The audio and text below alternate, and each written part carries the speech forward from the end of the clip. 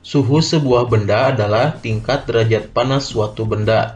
Benda yang panas mempunyai derajat panas lebih tinggi daripada benda yang dingin. Suhu benda yang diukur dengan indera perasa menghasilkan ukuran suhu kualitatif yang tidak dapat dipakai sebagai acuan. Suhu harus diukur secara kuantitatif dengan alat ukur suhu yang disebut termometer. Terdapat berbagai macam jenis termometer yang dapat digunakan untuk mengukur suhu.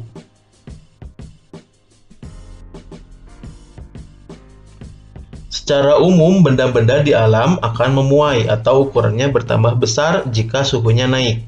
Kenyataan ini dimanfaatkan untuk membuat termometer dari zat cair. Cairan terletak pada tabung kapiler dari kaca yang memiliki bagian penyimpan atau disebut reservoir atau labu. Zat cair yang digunakan umumnya raksa atau alkohol jenis tertentu. Raksa memiliki keistimewaan, yaitu warnanya mengkilat dan cepat bereaksi terhadap perubahan suhu.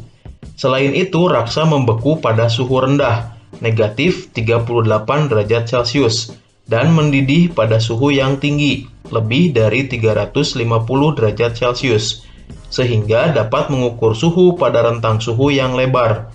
Namun, raksa sangat beracun, sehingga berbahaya jika termometer pecah.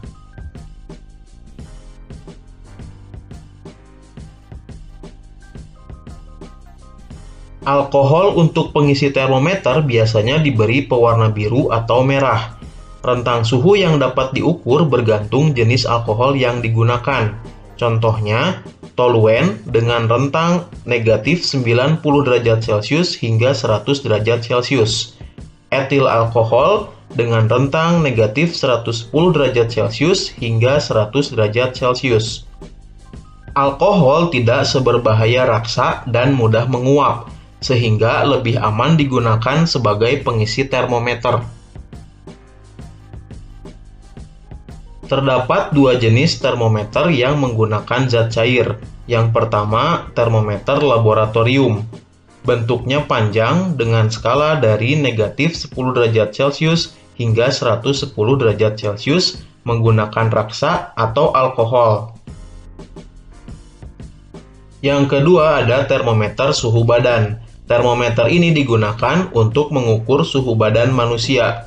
Skala yang ditulis antara 35 derajat Celcius dan 42 derajat Celcius.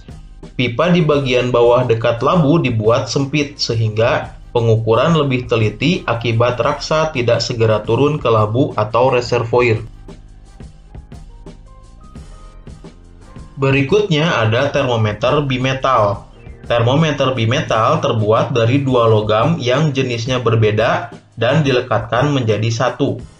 Jika suhunya berubah, bimetal akan melekung, karena logam yang satu memuai lebih panjang dibanding yang lain. Hal ini dimanfaatkan untuk membuat termometer.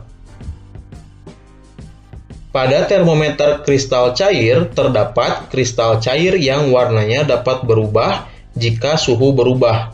Kristal ini dikemas dalam plastik tipis untuk mengukur suhu tubuh, suhu akuarium, dan sebagainya. Saat ini dikenal beberapa skala suhu atau satuan suhu, misalnya Celsius, Fahrenheit, Reaumur, dan Kelvin.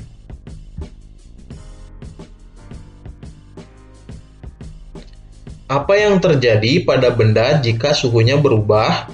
Salah satu perubahan yang terjadi pada benda adalah ukuran benda itu berubah. Jika suhu benda naik, secara umum ukuran benda akan bertambah. Peristiwa ini disebut pemuaian.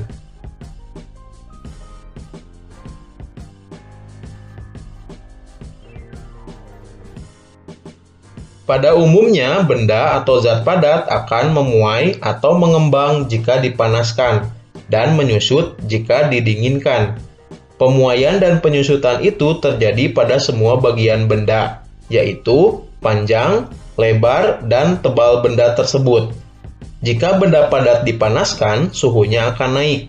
Pada suhu yang tinggi, atom dan molekul penyusun logam tersebut akan bergetar lebih cepat dari biasanya, sehingga logam tersebut akan memuai ke segala arah.